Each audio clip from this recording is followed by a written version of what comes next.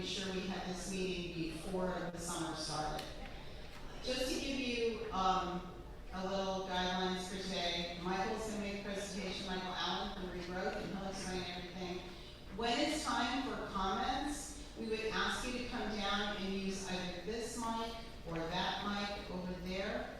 And I'm trying to show you to, by doing it, talk into the mic so that we can clearly hear you. In order to make sure that we keep in a timely manner, everybody has 3 minutes to speak. And Christy Wright, Christy, is our timekeeper. When your 3 minutes are coming to an end, she will just flash the poster of the comprehensive plan. So that should work out very well. Before I turn this over, I just want to thank the committee, the Comprehensive Plan Committee, which is myself, Sally Merrimore, Sean Casey, Christy Wright, Joe Wildermuth, James Waterhouse, Steve D'Ambrosio, Mark Lining, Mark Brown, and Sue Patterson in that part. So I want to thank them all and the board. They've been very supportive of this process, and hopefully this will bring us to the progress we need in the town while keeping its character the way it is. Thank you very much. Welcome everyone. Can everyone hear me okay?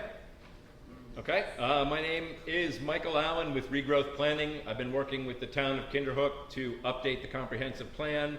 And Sally just introduced, I've been working with the committee now for several months, actually a little bit more than a year now on this. And we're happy to sort of take right now what I call a pencils down moment in our work to show approximately where we are, share some of our initial thoughts and recommendations before we get too far into writing the draft plan update. I find it's very useful to do that so that we don't get too far along without giving you guys an opportunity to speak up. So today I'm going to present an overview of the draft goals and strategies that I've been working with the committee to develop. And then at the end of the presentation, I want to open it up to public comment. We have the 2 microphones up here that Sally pointed out. And we're also going to leave the public comment open for about 2 weeks after this meeting for people to still think about things and submit comments via our online comment form, which I'm going to just show folks in just a minute. And then after that period, we're going to collect all of the comments, sit down with the committee, and start to tweak things as we start to write up the plan. So really briefly, if you don't know already, we have a project webpage set up. It's found at this address or using the digital QR code there. What I'm going to do is leave the address at the bottom of the screen there for pretty much the remainder of the presentation so that people have a chance to take a look at that. This webpage provides videos of prior meetings, draft materials, and other background on the process that we're going through. It has right here, you'll see a copy of the draft recommendations that if you didn't already grab, we have a handout at the front desk where you signed in. So there's a copy online that you can view and download. And there's also a couple of these yellow buttons on the web page. It says click here for comment form. If you click that button, it will take you to this form here where you can type in comments that you may have. The box that you can type in is bigger than what you see here, but type in your comments. There's an area to leave optionally if you want your email address, if you want to be notified of future meetings. And then don't forget to hit the submit button at the bottom. That will send the comments to me. I've been collecting any comments that have been coming in and periodically sharing those with the committee for discussion. So the schedule that we've been working with, this project started November 2024 when the town received a grant from the Hudson Valley Greenway to develop this comprehensive plan. Phase 1 was really our introductory public meeting, which we held here in Ichabod Crane, and then doing a community survey and releasing the community survey results, which really set the foundation for a lot of the findings and so forth that we've been working on. Since then, the town has, and the committee has applied for and received another grant to finish the rest of the work. We started that out this spring with some topic meetings to discuss issues such as housing, economic development, natural resources, farmland and open space, to get some more detailed input from folks. And we are now, in June 2026, we're now at this public meeting right now. After this meeting, over the summer and fall of this year, we're going to be working on writing the plan updates, and then we're anticipating in the fall of this year, toward the end of the year, to have the plan wrapped up so it would be ready enough for public hearings and adoption. So just briefly about the comprehensive planning process. The comprehensive plan really acts as a policy document. It guides the future direction of the town. So every 8 or 10 years, New York State wants communities to sit down, take an assessment of how things are going, what direction the town is going in, and make an assessment of, do we want to make any changes? Do we want to plan for different things? And so this gives us that opportunity. So it identifies long-term needs and goals of the community, and it also identifies some specific actions or policies that we can develop that we think would help achieve those goals. It does not create any new laws or change the zoning itself. It just provides the framework for those changes to happen. New laws or zoning changes would be written after the fact, after the comp plan is adopted.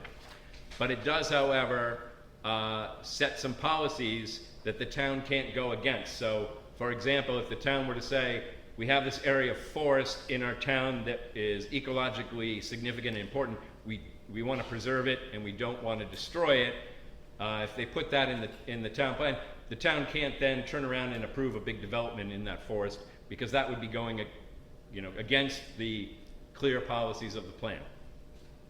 So just looking back, I want to make sure this isn't in the way here. Looking back at some of our survey results, when we asked people how important it is to protect the quality and quantity of drinking water in the town, 85% felt that was important or very important. And also, I keep changing slides here, hold on. How important is it to protect existing open spaces and scenic views? 79% felt that was important or very important.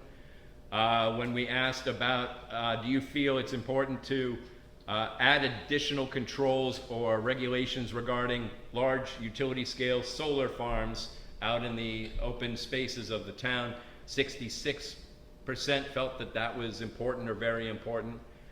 And looking at overall town priorities, the number one priority identified in our community survey last year was protecting farms and small town rural character. Number two, protecting drinking water quality and quantity, and protecting open space, scenic views, and natural areas. And if you notice, all three of these priorities all start with the word protecting. So that's a big theme of this plan, and those three topics alone were head and shoulders above the other priorities of the town. So it really helps to create the framework for how we wanted to go about writing this plan. So we've developed some draft goals and recommendations right now that we want to review with you.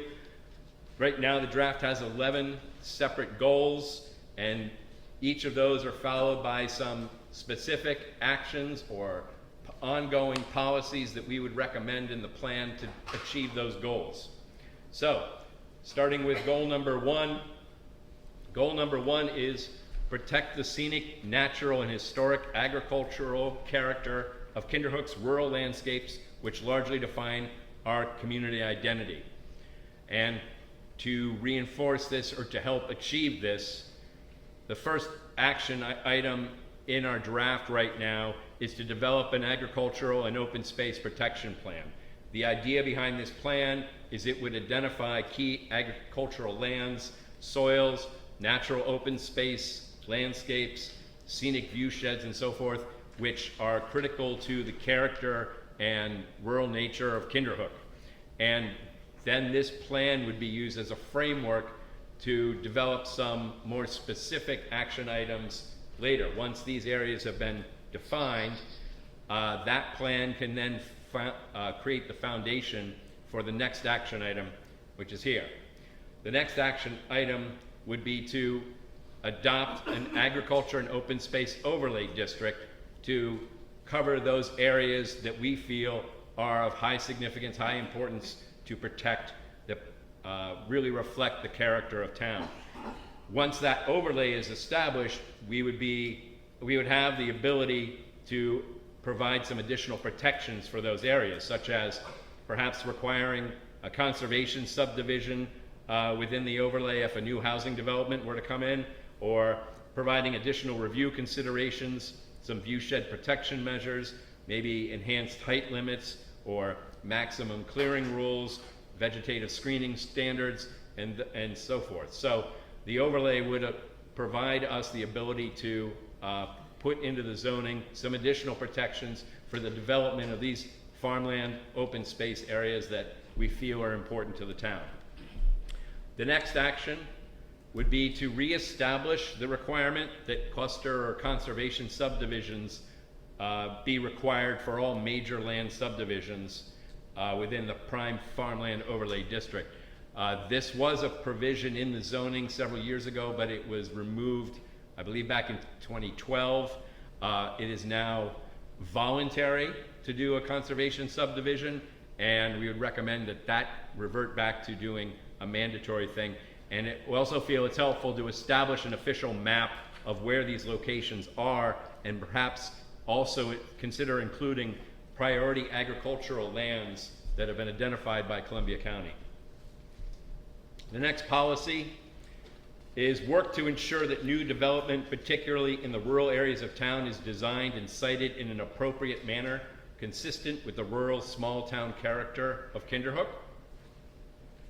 Another policy is to continue to monitor the long-term feasibility for the creation of a purchase of development rights program in partnership with Columbia Land Conservancy or other regional uses.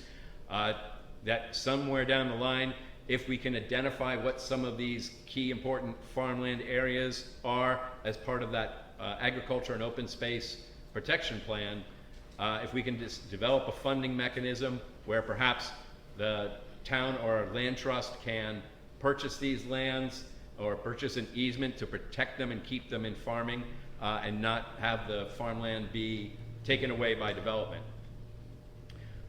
Goal number 2, protect groundwater and surface water quality within the town of Kinderhook. This was a very high priority topic for many people in not just the survey, but some of the topic meetings that we had. First action item is to adopt the New York Rural Water Authority Water Source Protection Plan and its recommendations. This plan was just developed by New York Rural Water Authority to identify key areas of protection in the town around our wellheads, water sources, as well as identifying some potential threats to our water quality. And I feel the first step is to sort of adopt those recommendations for the town. And building upon that, then an action item would be to develop a water source protection overlay district to identify these areas of town where we want to make sure we be careful about potential water quality contamination. Within that overlay, there would be restriction on certain types of uses or activities that would potentially endanger local water quality and require additional development review criteria. So when the planning board is reviewing a project in this overlay, they can take additional look or steps to make sure that this development isn't causing undue risk to the water quality of the town. Next action is review and amend the zoning code to try and eliminate any potential conflicts with the intent and procedures requirements of this overlay district. So in other words, make sure that the zoning review process aligns with the goals of this overlay so that they work together hand in hand. Another action is to develop general guidance and educational information to the public to inform them about what this overlay is, what it does, why we're doing it, and general education to raise awareness of protecting the water quality in town. And also, as we'll go into a little bit more detail later, another action item is to support the creation of some municipal sewer systems, particularly in the areas where we're looking for water source protection, because the municipal sewer service would delete the need for traditional private septic wells, which can lead to the contamination of the water areas.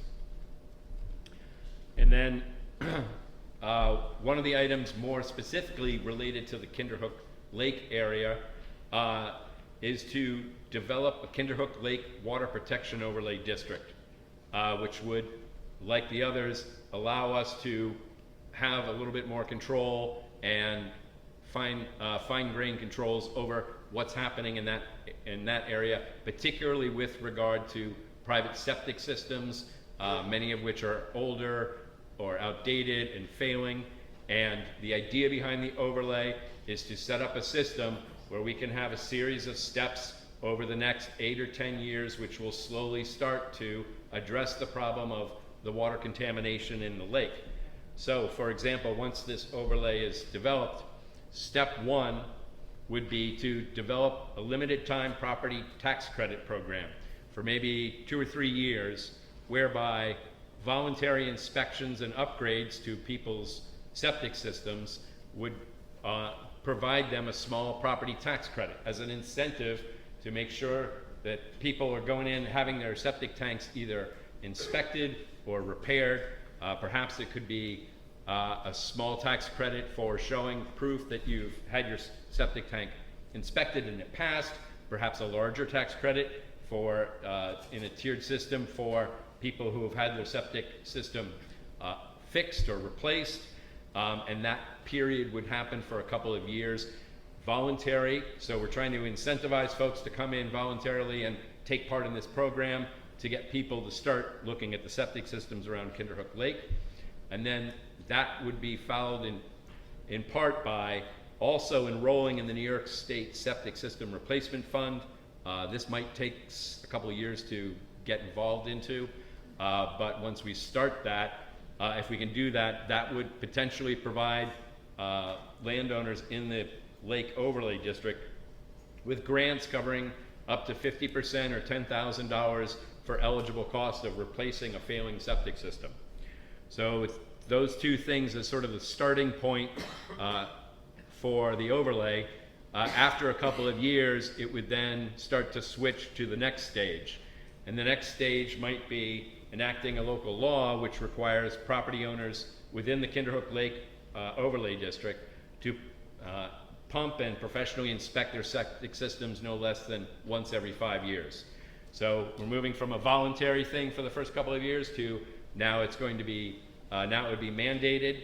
So every 5 years you have to show the town that the septic system's in good order and everything is working properly. And also, most people probably already do this as part of a home sale, but it's not always required. So the law could also require that as part of any property sales or property transfers that the septic system have a clean bill of health. And then moving on from that phase a couple of years later, enacting a local law which officially prohibits the continued use of any legacy seepage pits or similar unlined cesspools, and establish a sunset clause for the next 10 years, by which time any grandfathered septic system that hasn't already been repaired or replaced by that time would need to be upgraded. So providing a 10-year period after that. So in total from this overlay, it would be 8 to 15 years of this process, but each sort of step of the way kind of trying to dial up the steps a little bit with the hope that over that entire period we will have replaced or repaired almost all of the septic systems in that area that need to be replaced. So that's a big item there. It has many steps. Goal number 2, oh sorry, we're still on goal number 2. Another policy is continuing to work with New York Rural Water Authority and Columbia County to test and monitor water quality in Kinderhook Lake and other private well systems, just to monitor our progress as a town see how we're doing, see if these steps that we're taking are making a measurable difference, and also establishing a committee that would periodically meet and check on things to establish how much progress we're making and maybe advance some initiatives toward this project.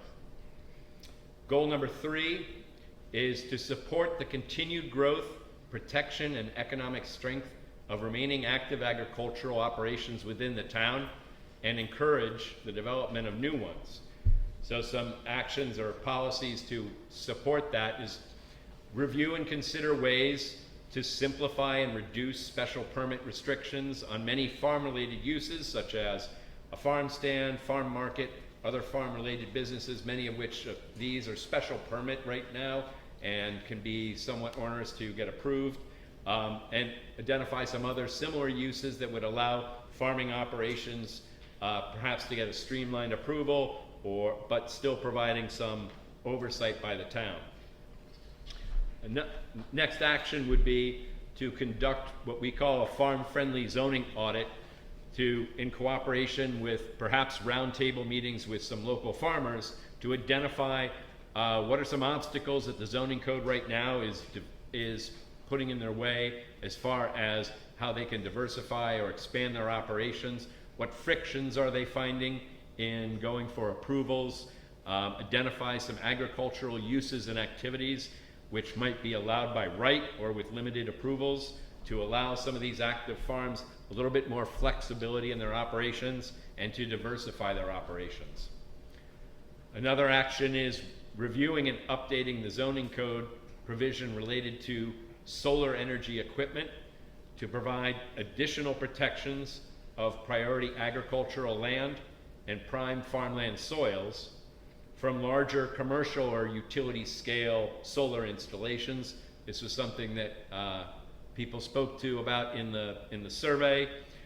Some of these protections might include additional review considerations by the planning board, limitations on the amount of important soils that might be allowed to be disturbed by the project, or a cumulative limit to the amount of important soils that might be allowed to be disturbed town-wide as part of multiple solar projects, or lands disturbed town-wide and similar measures. So we want to still provide the opportunity for farmers and landowners to do solar on their property, but we don't want to run the risk of having a larger scale system start eating away farmland that we don't necessarily, farmland and open space we don't necessarily want to use. It's not listed here, but I believe it's in the handout. As part of this, we would allow a provision for dual use of agrivoltaics, where you can have solar panels on the property and also have an active farming operation happening in concert in the same site. Next policy would be enacting a local policy encouraging town-funded events, municipal offices, local institutions to incorporate the sourcing of local agricultural products from producers located directly within Kinderhook or perhaps Columbia County where possible. So not mandating, but encouraging the use of sourcing food and products from local farms. Working with the village to support further expansion and improvements of the Kinderhook Farmers Market, including upgrades to the facility capacity, marketing, outreach, and other elements, as well as working with and advocating for the Columbia Land Conservancy's Farmer Landowner Match Program, which tries to match local farmers with new landowners who might be interested in either getting involved in farming or allowing their lands to be used for farming operations, to make sure that with landowner transitions, maybe somebody who used to rent their land out to farmers, they moved on, new person moves in, they might not want to do that anymore, want to try and continue that operation. And encouraging farmers to enroll in the New York Certified Agricultural District program, which has been around for quite some time. Goal number 4, continue to reinforce the traditional land use patterns of focused growth in the already established areas around the villages of Kinderhook and Valatie, while working to help protect the scenic rural areas of town from sprawl or development that would alter their character. So in short, any new development that we're coming in, we'd really rather focus it in the areas of town around the villages where we already have this development already, and try and prevent it from spreading out and sprawling out into the rural countryside, which is in large part what folks would like to try and protect. Work to accommodate growth appropriate to the economic health of the town with infill, redevelopment, and densification of the existing commercial and residential areas while limiting unnecessary expansion into rural areas. So trying to focus our growth in the areas around the villages where it already exists right now. Next policy is continue the pattern of individual development within the established industrial area near the railroad that will provide local jobs and strengthen the municipal tax base. Partner and coordinate with the village of Valatie and identify solutions for potential shared municipal services, particularly for water and sewer systems that could support and benefit further economic development in both the villages and the town. This is important because we need economic development to help build a strong tax base and reduce burden on the residential property taxes. And finally, a policy work to provide water and sewer service to the north of the village of Valatie to support denser commercial and residential growth at the confluence of Route 9, Route 9H, in particular because the village has right now water treatment system for sewer, working with the village to coordinate with them as far as jointly using that and expanding that and serving a wider area to support some more economic growth, particularly in those areas up on the Route 9, Route 9H corridor. Look for additional water and sewer opportunity areas just outside the village, particularly where it can benefit wellhead protection areas from the water source protection that I mentioned earlier, and avoiding sensitive areas such as priority agricultural lands, prime soils, or flood zones. When we look back at the overall town priorities again, after protecting open space farms, drinking water, scenic views, the next item of interest to folks was the issue of housing and housing availability and affordability, which has become a serious issue throughout the country, and this area of town is no different. So this goal speaks toward trying to diversify the types of housing that we have available. The town doesn't have control over what developers want to build or choose to build, but we can pull some levers between what's allowed and hope to diversify the options of what's available. So goal 5 would be enable and encourage more diversity and availability of different housing types within the town, with particular attention paid to senior living arrangements, year-round rental apartments, and smaller, more affordable starter homes to serve younger generations and seniors. So there's some specific action items related to this to support this. The first action item is to review and update the zoning to make accessory dwelling units, or ADUs, permitted by right or with site plan review as appropriate, anywhere there's a single family home. So right now these are done by special permit, which is an added burden. We'd like to loosen that up and make it a little bit easier. Next action would be update the zoning to make 2-family duplex housing permitted by right in the R2, R3, hamlet, and multifamily overlay zones. So you can provide more options for 2-family housing. Right now, like many communities, Kinderhook is largely, almost exclusively in many areas, single-family homes, trying to diversify that a little bit. Next action, updating the zoning to classify a new size of what I'm calling limited multifamily.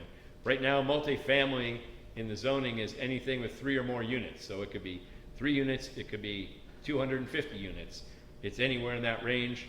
recommending creating a new classification for a small or limited multifamily, which is maybe just 6 units, and of being able to allow that in certain places in town where it would still fit the neighborhood, the context and size of the neighborhood, but we're not allowing 50 or 250 units. So right now the original multifamily dwelling units are anything 3 over, so that would change to 7 and above, say. So that would allow some moderate size apartments to be allowed in certain zones without opening the door to a very large apartment development that might not fit in the context of Kinderhook. Next action, review and update the zoning to allow nursing homes or assisted livings in more than just the B1 district.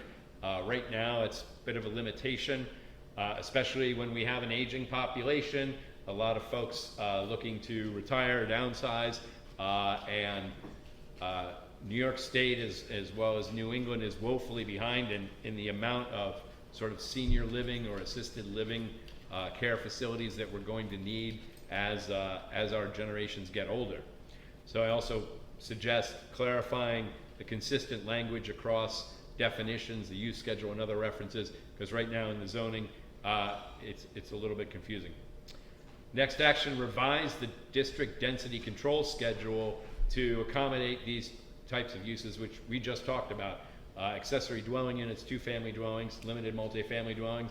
Right now, the use and density table doesn't account for how many units there would be on a parcel. So updating that and providing some new calculations on the lot sizes where they would be permitted. Under the provision, of course, that no matter what any of these systems are, what these housing, they would still need to provide adequate water and septic to meet the capacity of what's being built. So that would be always a potential limitation to what can be built. Action, investigate revising the multifamily overlay district, which now only occurs in a couple of very small places in town. Revising the density controls to allow for a higher density in those areas. Right now I think it's limited to, I want to say offhand, maybe 6 units an acre, which is pretty much pretty low, not very enticing to developers who would be looking to build a new development for multifamily development. Again, under the provision that whatever gets built, it has to have adequate water and sewer to meet the needs of the development. Next action, investigate some additional locations for the multifamily overlay district where future municipal water and sewer service that I spoke about earlier could potentially be established outside the villages, while avoiding sensitive land areas and constraints such as priority agricultural lands, prime farmland soils, and flood zones. Also, developing as a first step a short-term rental ordinance which establish a basic regulation or registration system for short-term rentals, or a permitting system, if you will, just to begin to track and monitor the number of short-term rentals that we have in town, how they're operating, collect some information on their size and so forth. This would be a preliminary step to basically start to monitor how things are going before we begin considering any further regulation or controls or limitations on them. Also, updating the zoning to comply with the current state law and court rulings regarding manufactured and mobile homes in the state of New York, including using the correct terminology, definitions, and also as defined by case law here in New York State, allowing them by right, allowing a mobile or manufactured home by right in any district where you're allowed to build a single family home, as long as they meet the requirements of being affixed to a permanent foundation. The courts have found there's functionally no difference between that and a single family home. Next action, develop a new provision in the zoning code to allow for residential cottage court or cottage cluster developments, which is something I presented at our housing discussion. Of cluster of small cottages, ideal for seniors looking to downside or young families. Basically on a small footprint lot, it fits the scale of a small scale neighborhood and uses up less land.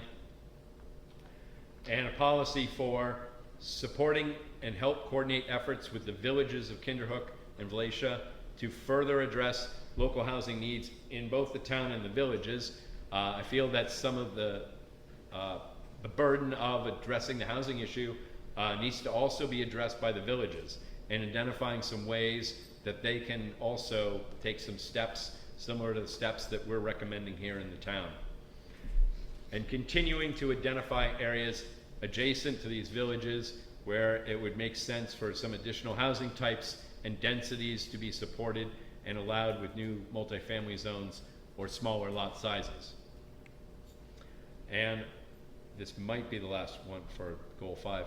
Investigating the development of what we call a single lot exemption in the subdivision code, which would allow property owners in, say, the RA and R3 districts a one-time option to subdivide off from their property a much smaller parcel than would otherwise be allowed.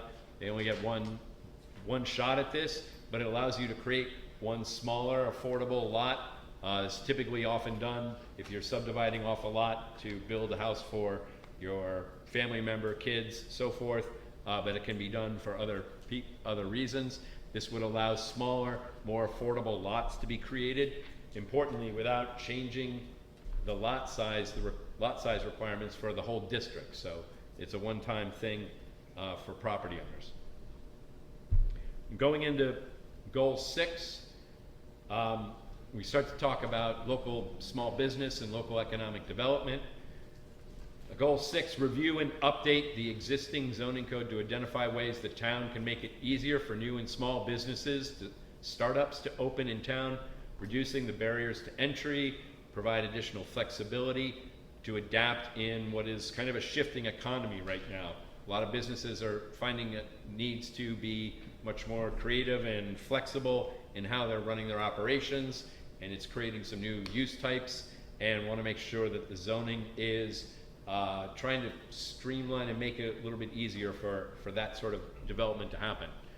So action coming out of this would be conducting some roundtable interviews with local business owners to identify what difficulties they've been facing as business owners, getting startup, getting approvals, opening up, what issues they've experienced, identify what the town might be able to do to simplify and streamline their process interfacing with the town, such as are there options for administrative approvals or streamlined approvals for basic common requests.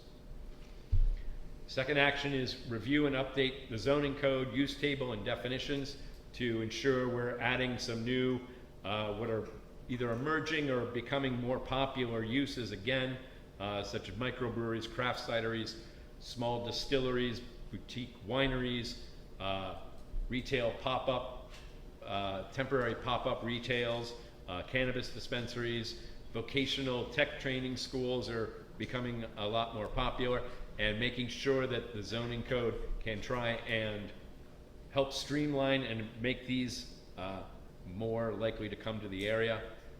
Reviewing and updating the zoning code to eliminate special permit restrictions on certain uses that we want to make sure that we want to encourage in town, such as nursery school, daycare.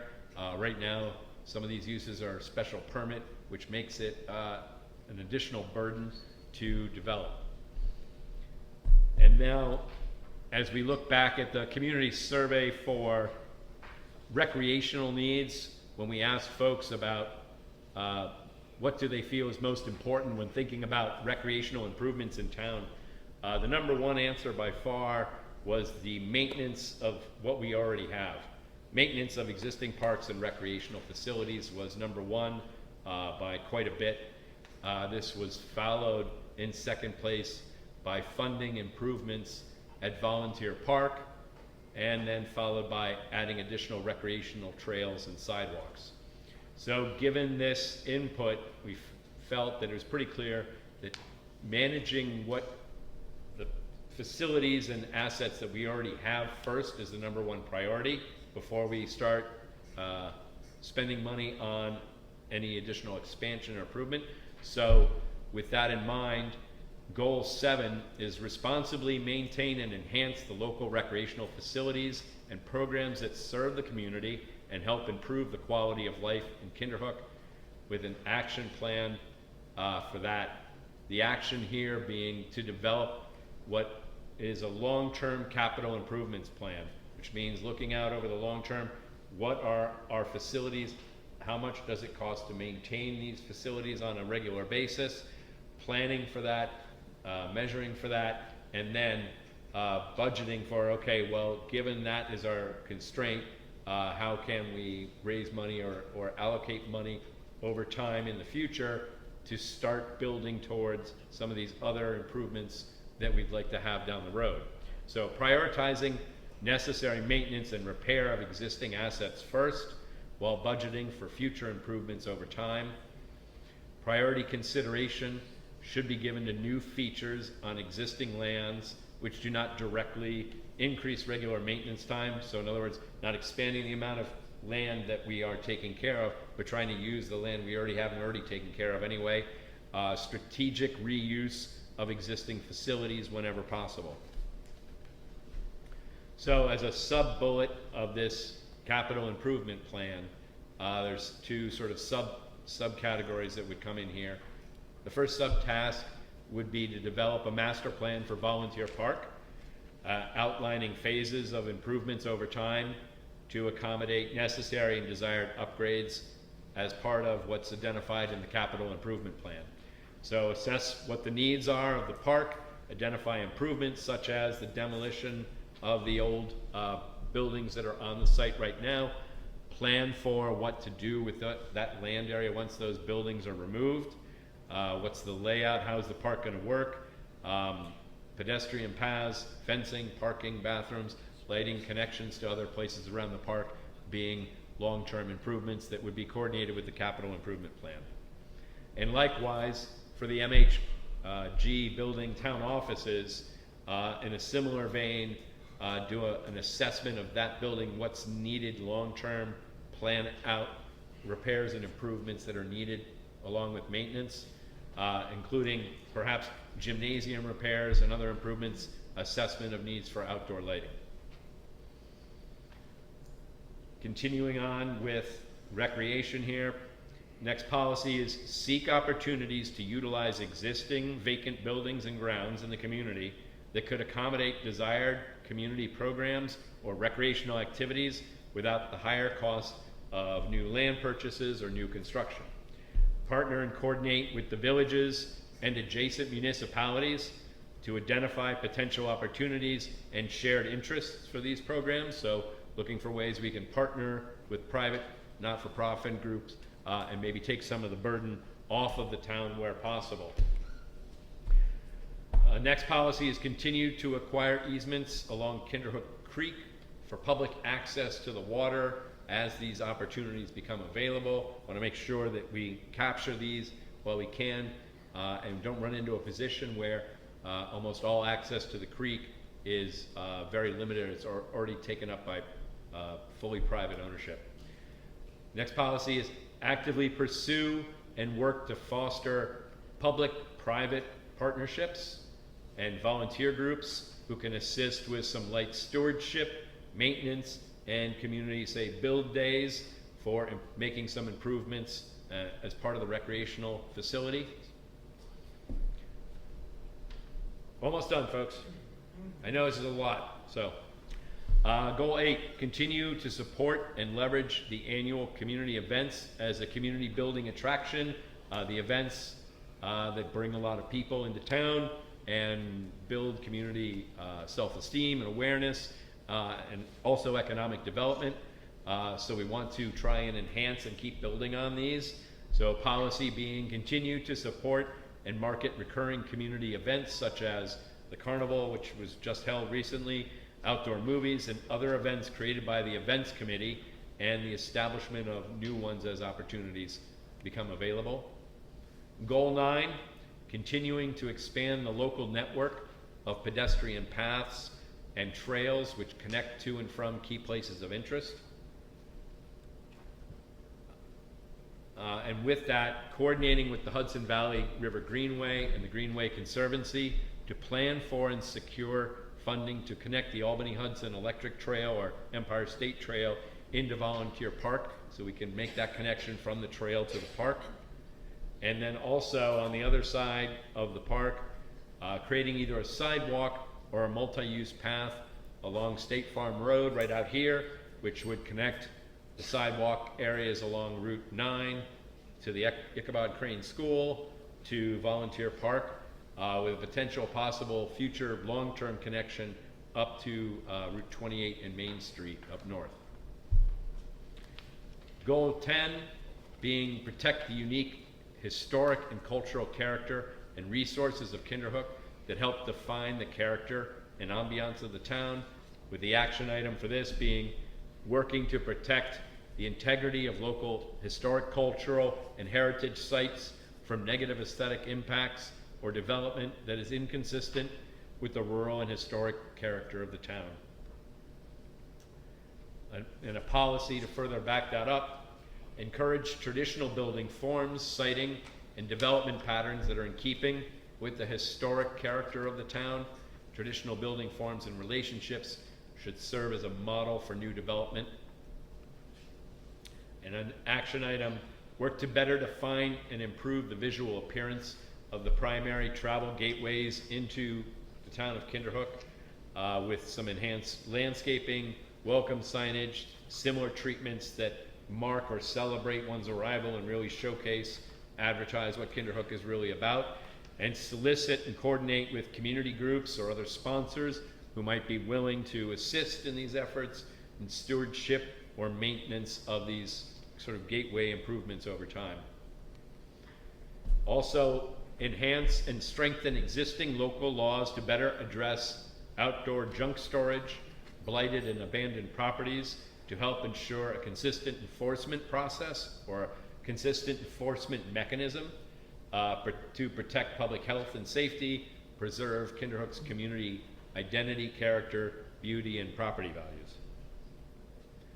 And finally, goal 11, continue to provide and improve efficiency of municipal services and amenities which enhance the community, with an action item for that being to improve municipal coordination between the town and villages, including consideration of procedures for intermunicipal review of projects, potential shared services, and facility management.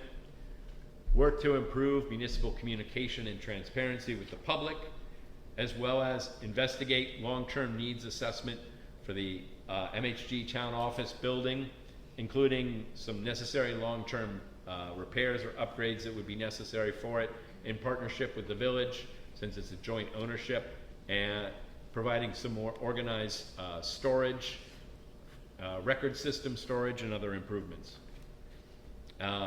Continue the town's role in supporting and expanding the local public library resources and programs. And last but not least, review and update existing town codes and zoning to ensure that they properly align with the goals of the comprehensive plan objectives once they are adopted.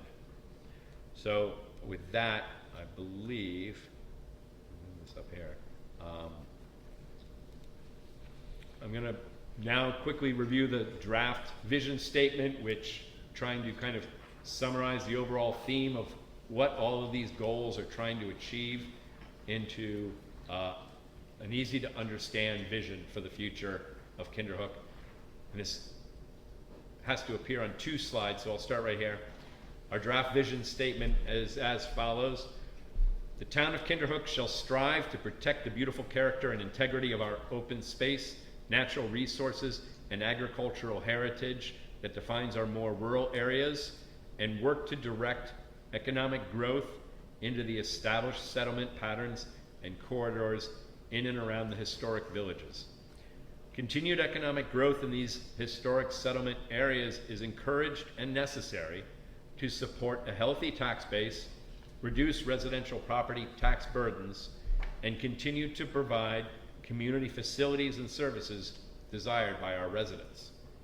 We shall seek to enable, support, and encourage new varieties of housing and employment options to meet the financial needs of both younger and older generations in an effort to foster an age-diverse and vibrant community.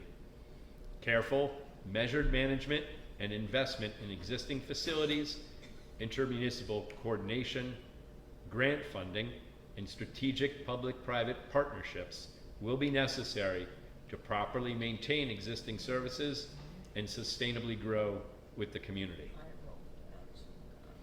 And so, with that, I apologize that took so long, but there's a lot to go through.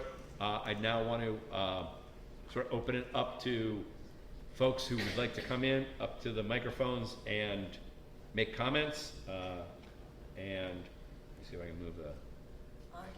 So I'm opening it up to comment as soon as I can grab my pen here and get ready to take notes. I would like. Could you use the mic so we can get recorded? Okay. Thank you.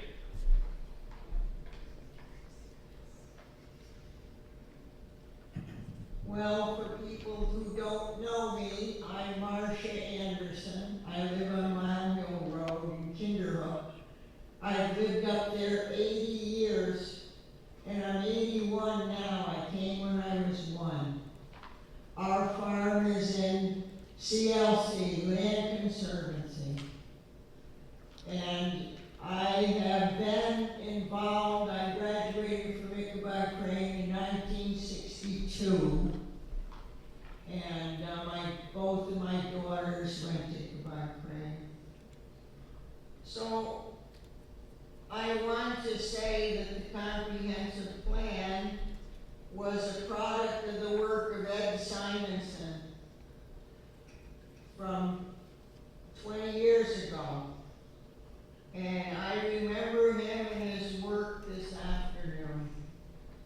He, of course, died earlier this year. You know, the town of Kinderhook has one dairy farm, the Ohms Farm, going up toward Chatham Center. Apple orchards abound, Chiaros and Golden Harvest. We have the Kinderhook Farm down past Mile Hill Road, down on County Route 21. They have beef, pigs, and sheep farming there. And then we have the CSA farm to the south here that grows vegetables. That was the land of the old man named Seymour McGee, where near where the old Toyota garage was. I forget the name of that farm. But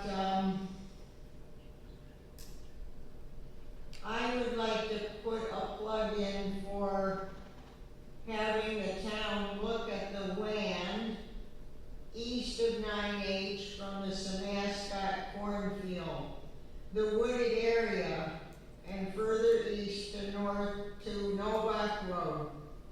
5 landowners hold this land.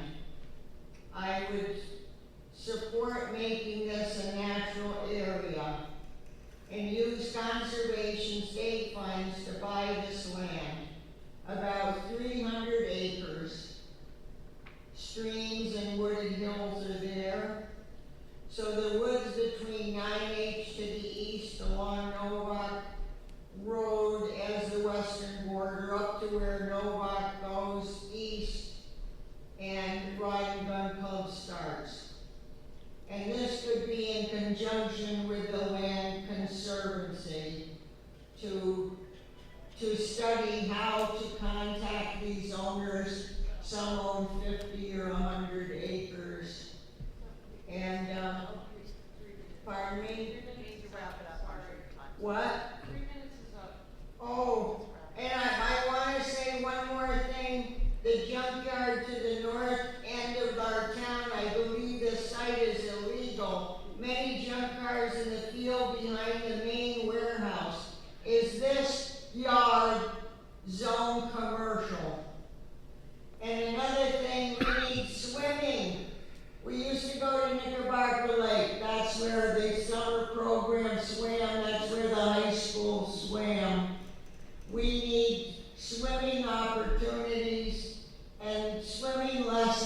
for kids. Not all people in the town of Kinderhook are rich and have their own swimming pool. So that's my comments, thank you. Thank you. Good afternoon, my name is Matthew Griesmer, and I wanted to thank the Comprehensive Plan Committee. Having been involved in them for many years, I know it is a tremendous amount of work. But I do have serious concerns with the fifth goal of the plan. In particular, I think allowing two-family dwellings, multifamily developments, and accessory apartments as of right within the R2 district is in direct conflict and inconsistent with the two concerns of this town to maintain the rural character of the community. This means, so that the public understands, that there will be no notice to neighbors, there will be no opportunity to be heard, no opportunity for the planning board to review the site and require reasonable measures be taken to protect sightlines and screening from neighbors. It's inconceivable that these types of homes would be allowed in areas that are already developed in many planned communities. These are already densely populated and lack appropriate infrastructure for water and sewer and traffic flow. Having the requirement that a special use permit at a minimum be issued is an absolute must. Frankly, if we wanted to live in a village, we would, and this type of density is inappropriate for the community. Also, single lot exemption defeats the whole point of zoning. This completely exempts people from the whole purpose of the town to protect the rural nature of this town. I understand people often say, well, it's nice to have mom and dad move in and we can subdivide a small portion of our lot off so mom and dad can move in. But what this committee needs to understand is that doesn't stop another person from moving in later on. So it's not just a decision to be made as to what's going to happen now, it's a decision that needs to be made going forward. So I strongly encourage the committee and the board to take notice of the purpose of a special use permit. It allows neighbors to actually have a say. It also allows the planning board to impose reasonable conditions as necessary. Thank you. Thank you.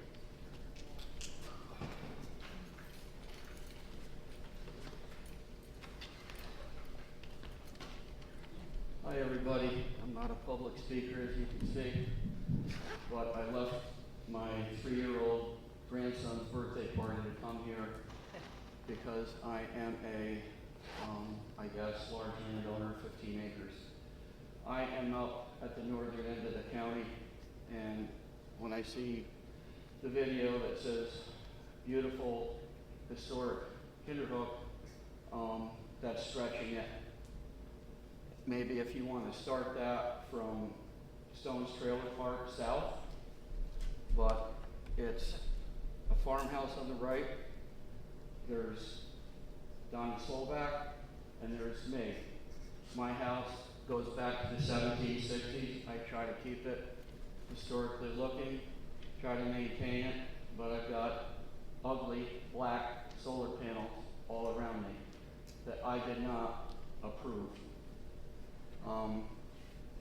I was sold a pipe dream that if I didn't attend meetings to oppose it, I would be allowed to have free electricity for the rest of my life, okay? And I would be allowed to do the maintenance on that property, and obviously none of that has come true. So as far as solar panels go, I'm actively opposed to them, especially in active farmland. And what I consider active farmland is these panels were put in 6 years ago. 15 years prior, 20 years prior, and for me, that's recent. Dick Ellers, you don't have to believe me, he's 90, you can go talk to him. He had sweet corn planted all around me. So in my mind, that's active farmland. So keep that in mind in the future. This lady over here is saying there's no place for the large population of Kinderhook to swim. And don't tell me that Hudson High School is convenient, because it's not. and either is going to the Y up in East Greenbush. There's no place to swim anymore in Kinderhook. Yeah. Now, my kids all went to Knickerbocker Lake when the town was in charge of it, and we swam there. And for different reasons, I'm sure they're valid, there's no more swimming there. There is no more swimming any place in Kinderhook. And if we at least bus them maybe over to Chatham to Crowley Park, maybe that's an option. But I have a big swimming pool in my backyard, but I don't know how to teach my grandkids how to properly swim. I'll do the best I can. I've got 5 grandkids. Nobody has been to a Red Cross sponsored real swimming program. Yeah. And that's what they used to teach on Knickerbocker Lake. So that takes care of that. Time's up. Time's up? Yeah, it's been 3 minutes. Okay. I hate my job, sorry. Yeah, I want to talk about the swimming and I want to talk about the solar panels. If anybody wants to know anything about the solar panels, call me up or stop in. I'll tell you all about them. And I'm gonna piggyback off of that, because I am Karen Watt, and I live on Running Creek Road, where if you're not familiar, Kinderhook's third that I'm aware of industrial solar facility was just installed in the last year, taking up approximately 150 to 200 acres in my backyard. That was prime farmland of the same farmer back in the day before the current owner sold it to the solar company. My concern here is with the policies that the town is putting forth regarding the use of prime farmland for solar facilities. If you're not already aware, New York State, under Governor Hochul, through the backdoor policy avenue, created an organization or an agency known as ORIS, the Office of Renewable Energy Siting, SITING. The goal of that agency is to speed up and issue permits for green energy sites. They also have the authority, if you didn't know, to override any local town policy and laws. And that is happening a little further upstate. Okay? So if we have policy in the town of Kinderhook, all right, and the town, say, denies a permit, and that solar facility on prime farmland that we want to protect, and that solar facility decides to pursue that permit through the office ORIS, it gets overridden, they get permission to build there. My question and concern is, what is the town of Kinderhook's plan? Okay, if that happens. There are towns further upstate who have filed lawsuits and are pursuing it in court. It's still in the works, so there's no outcome yet. Okay, this is scary, how the government of the state of New York can override the entire town. Scary. And again, solar facilities do not belong on prime farmland. They are hideous. They like those sites because it's very easy and cheap for them. They don't have any site preparation to do. I had to listen to beep, beep, beep all last summer as they were installing those solar facilities, keeping me up. The heat that comes from the solar panels, the flies this year are killing my horses and me. They don't belong in the town of Kinderhook. We already have 3 that I'm aware of. Could be more, I don't know. Maybe I don't see them. We don't need any more. Thank you. Thank you.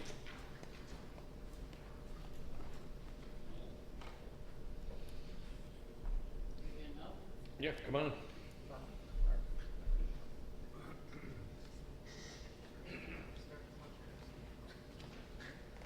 Thank you.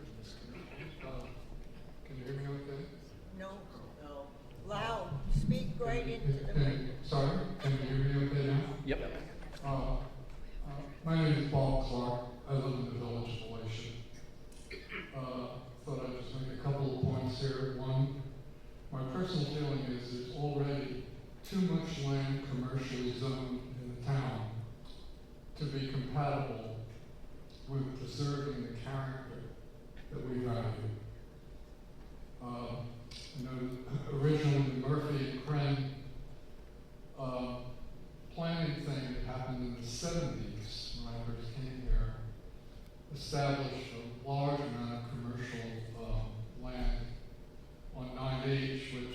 seemed to me was guaranteeing that we were going to wind up looking like East Greenbush or Greenport. And I guess I have to look at a zoning map, which I've not done recently, to see how much of that, if any, still remains. Anyway, the other item I want to make here is that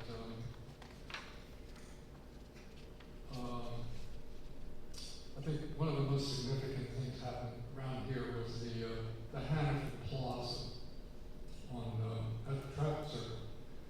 I think most significantly the placement of this large commercial plaza directly in front of and blocking the most beautiful view of the surrounding area, Catskill Mountains, is a disgraceful and sad destruction of the town's valuable character. I'm really at a loss of understanding as to how this could have happened. I have to wonder, looking at the stuff that Mr. Allen here went over, maybe I could question him about the goals here.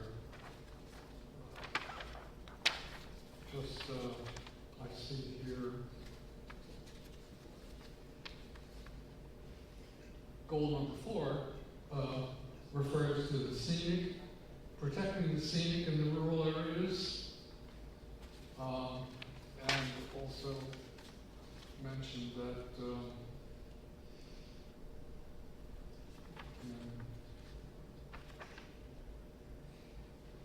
think it's in goal 8. Oh, here it is. In goal 10, again, the protecting against the negative aesthetic impacts or development.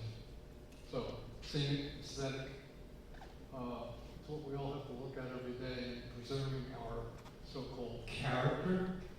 I wonder if these two things that I mentioned, if they were in place, would they have prevented that disgraceful Hannaford Plaza being sited in front of that beautiful view?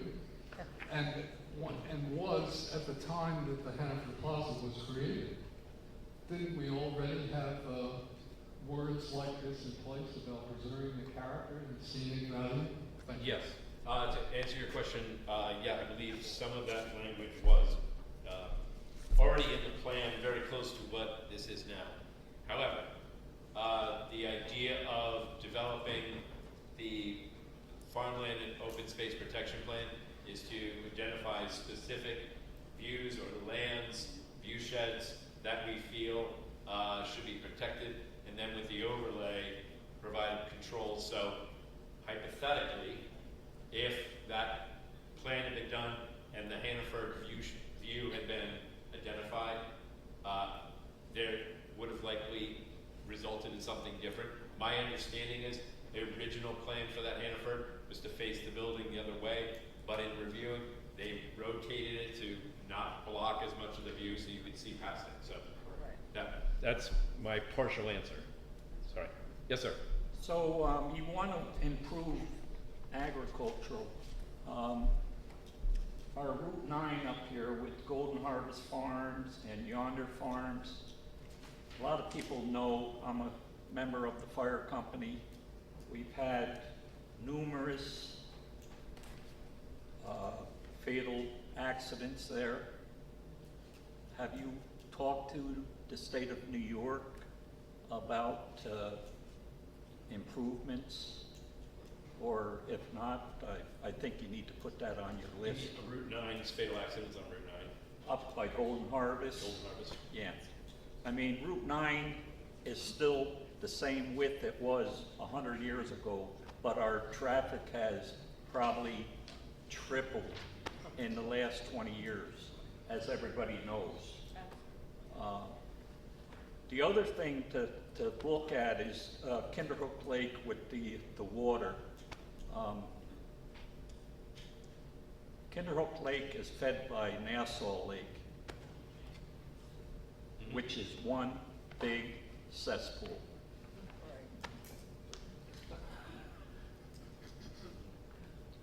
All the improvements in the world on Kinderhook Lake is going to do nothing if you still have have a cesspool emptying into it. It flows downhill, as they say. That's it, correct. Dewey Lawful Land, And the Dewey Loeffler landfill, which is a brownfield. yeah. That's a good point. I mean, we can coordinate with Nassau. We can, at the end of the day, we can only control what's in our jurisdiction and hope to get Nassau to also work with us. Yeah. But that is a good point. Yeah. Thank you. Thank you.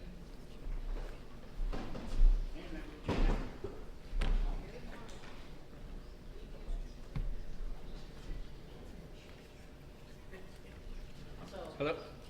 Good afternoon, I'm Carol O'Donnell, and I'd like to address something in Goal 10 and something in Goal 11. In Goal 10, Bullet 4, about junk storage and lighting abandoned properties, I'd like to note that the town, or I posit the town does have a good, strong ordinance. So I would refine that or revise it to enhance existing local laws, implement efforts, and seek state funding. Sorry, just catching up. Okay. So making it a more actionable step.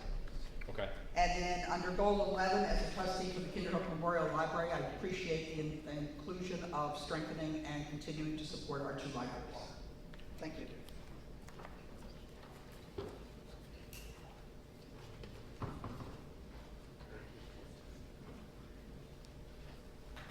Hello. Hi there, my name is Regina Rose. I live in Niverville.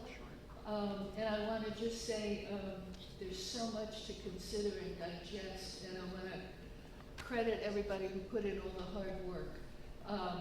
I do have a lot of questions, but my main concern that I really feel I need to talk about, I live in Niverville, and I'm not far from the railroad. And anybody who's familiar with Niverville, if you've ever driven through, we have a big fertilizer plant there. I'm sure that it went in many, many years ago, before Niverville became the most densely populated section of town. But it is now the most densely populated section of town. I was on the zoning board a few years ago, and Caravel came and they wanted to put up a new building. They assured us, oh no, the trucks won't be driving past the post, because they asked that question. Oh no, the trucks won't go on the road, it's called Railroad Avenue, I believe, next to the post office. Trucks are going in and out of there. There's a flume type of a thing where the fertilizer comes out of this big pipe into the trucks, and oh, we're going to build something to protect everybody from the dust from that. Well, as far as I know, it hasn't been built yet. And but what I really am worried about are the big storage tanks of ammonia. Now, I've been told it's all ammonia. I don't really know. I'm pretty sure it is. If any of those tanks rupture, there's one road out of Niverville, out of the, what they call I think it's called, it used to be called the Pines. And that's where the population is. You anywhere back in there, and I went around doing a little political stuff years ago. There are roads and streets and houses back there that I didn't know existed, and I've been there for 50 years. So there's a lot of people back there. There's one way out, and we have a hazard. In my mind, it's a hazard. So I would ask the town to make it a priority, enforce what these people say they're going to do. It didn't go in writing. It was just, oh yeah, we'll do that. I think that's really important. I have a lot of opinions about more housing, but this one really stuck out because it says pursue and encourage light industrial development within the established industrial areas near the railroad. I don't know where else in town you have Okay, much. maybe I just want to clarify that meant the existing zoning district areas, which are further north. But I see by saying established industrial areas by the railroad, that could be interpreted as an industrial parcel that's near the railroad, whether or not it's zoned industrial or not. Right. That's potential. Okay. Okay. Well, just, you know, I hope the town can keep an eye on the existing industrial area before we put in any more. Okay, thank you. Thank you.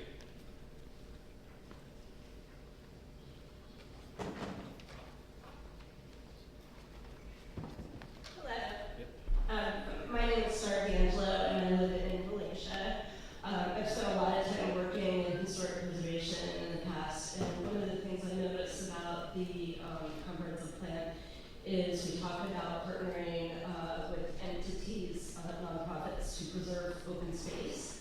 I would like to suggest that we also partner with the State Historic Preservation Office to provide resources and information to the community to help preserve the built environment or historic structures. So instead of waiting for our fellow neighbors to go out and find this information, proactively try to provide that information about preservation tax credits. I think there's a lot of misinformation about how historic preservation laws work.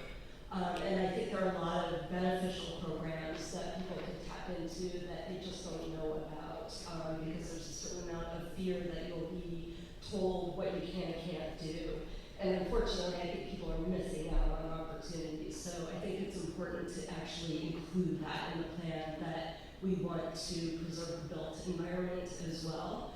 And whenever we can, find mechanisms for promoting adaptive reuse of existing structures as opposed to new development, so that we can make sure that the buildings are stabilized, utilized, and benefiting the community. So this is a really pragmatic approach towards preserving the built environment. Okay. Thank you.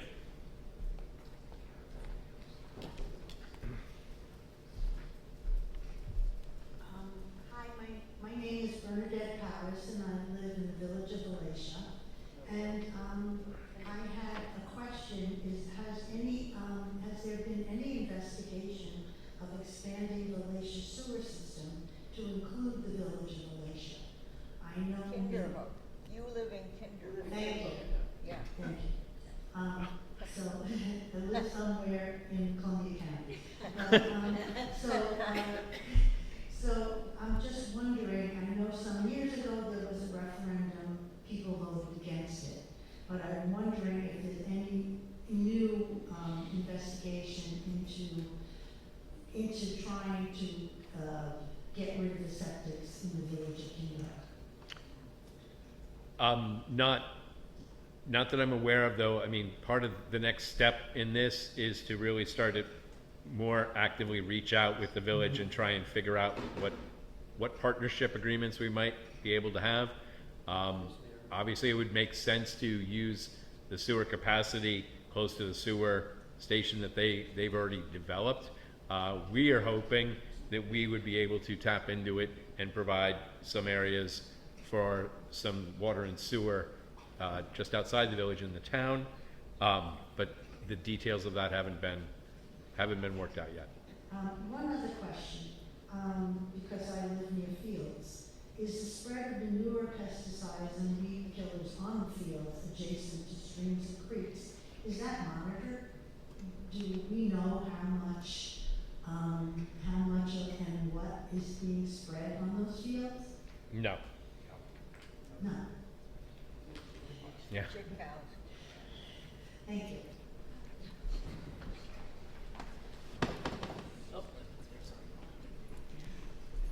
My name's Dan Calabrese.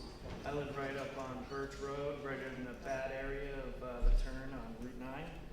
So to piggyback on some people that have mentioned Route 9, I've seen people die there, including a baby. So it's pretty serious we should probably look into lowering the speed limit. I even just recently recorded some guy hitting a telephone pole, bouncing off of it, and driving away with his tailgate dragging on the ground. So if anybody wants to see it. Also to piggyback on the solar panels, you guys should look into NewYorkEnergyAlliance.org. It actually shows a detailed interactive map showing how your state rep voted to allow all the public forests to be used as solar farms now. So if you're worried just about Kinderhook, you should worry a little bit bigger than just Kinderhook. I've worked retail in this town for 6+ years now. My position granted me the ability to speak with hundreds of locals every day from every demographic. It has also allowed me to make real-time observations of the public for years. One concern that is echoed by many younger people is that there are already an overabundance of seniors on the road. This population of this town is 34% 65+, which is disproportionate to even neighboring communities. Having worked retail, I have personally witnessed 4 separate incidents where a senior hit someone with their car in the parking lot, including one as recent as on Christmas Eve day last year. I have personally picked the 3 people up out of 4 off the ground. I have also seen many senior hit and runs in the parking lot. I say all this as I have to read the minutes of the past several town meetings, and they are peppered with public comments from seniors requesting more senior housing, and one of the reasonings provided is that they want to sell their home to a young family and move into senior housing. There's a fundamental disconnect in that young families cannot afford your homes. I know many of them, and that is a simple fact that it is. All that said, I'm not against more senior housing, but it needs to go hand in hand with the needed infrastructure to support it, specifically an in-town, town-owned tram system. When I lived in Massachusetts, my prior 20 years, all 4 towns and suburbs that I lived in had their own tram bus system, as well as a county one, and sometimes a state one as well. This would provide an array of overlapping choices for people instead of driving, ergo safer roads. There is a solution for this impending compounding issue. Apply for a grant from the National Rural Transit Assistance Program, specifically under DOT Federal Section 5311, where they offer grants to rural towns of less than a population of 50,000 for these specific purposes. I've submitted this concept twice via the planning board website's comment submission, though I've heard nothing in response. Growth comes with pain, but you can mitigate some of it, so why wouldn't you? Especially if it wouldn't cost the town. Thank you. Thank you. Okay, my name is Christy Wright, I live in Iberville. I just want to point you, I'm sorry. You want to take all 5? Oh, I'm sorry, I thought I was speaking. Okay. Apologies, I can't hear you all from up here. So I just want to point you to the DEC. They do regular periodic checks on Kinderhook Lake. I don't even know if it's the last 20 or 30 years, the major components that are causing overabundance of milfoil and the killing of fish in the lake and the deterioration of the water comes from phosphorus. The 2 major ways that gets into the lake water that the DEC has identified, one is fertilizer runoff, and the other is septic overflow from flooding. That septic tanks are then leaching into the lake, which creates overabundance of phosphorus and kills things. The landfill with difficulty over in Nassau, they have a clean water filtration system. It's monitored. They report on it. I've not seen any of the reports. I haven't monitored them, but you can check them out. Just as point of references for your information, so you know what is causing the lake water to deteriorate. Thank you.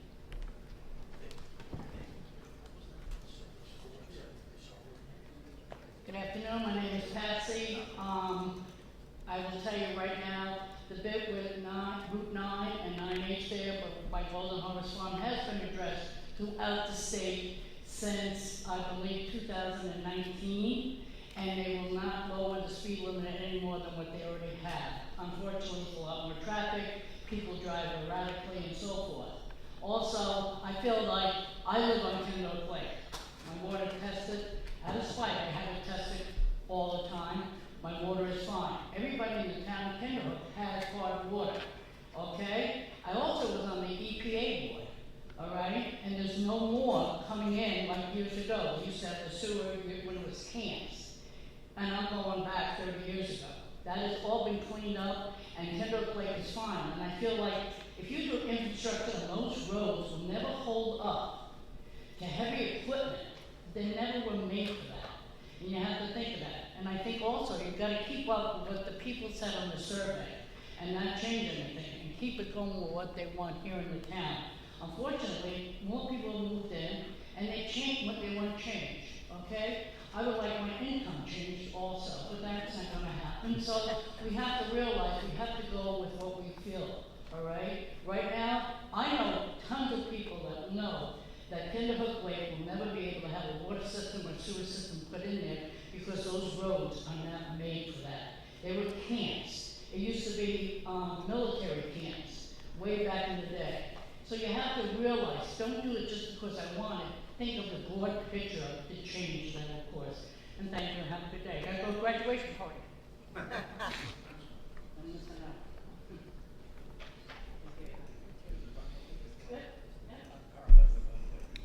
Any other folks?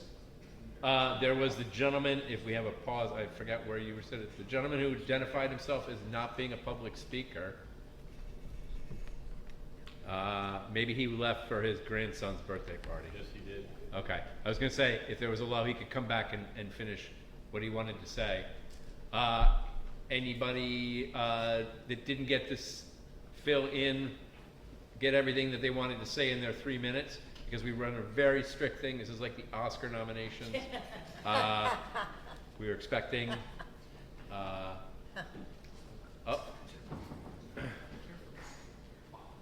Come on down.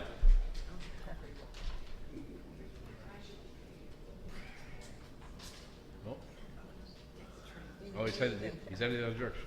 Okay, well, while we have that, while you are all thinking about what you might want to be saying, let me just try and fix something here. Go back to presentation. While we're doing this, just want to review some of the next steps. If I didn't mention it already, hopefully if everything's working right here with the technology, we're going to have the video of this meeting as well as notes will be posted to the web page that I mentioned earlier, the address of which you can see down at the bottom of the screen. So if you know folks who missed this meeting, maybe they were at a graduation party or the grandkid's birthday, and they'd like to watch the presentation and submit comments, let them know. The video this should be up online in the next day or two. We're going to continue to accept online comments from the comment form for the next, I want to say 2 weeks, to give folks some more time to provide input. And I'm going to be sitting down with the committee, reviewing everybody's comments. We'll be looking to make some adjustments as we start to actually roll up our sleeves and write the rest of the plan. So I just wanted to make sure that was clear to everybody. Again, that's the web address for the page, and I don't want to kick anybody out. We're here till 4, so, but if there's any other questions, please feel free to speak up. Otherwise, thank you all for coming on such a beautiful day.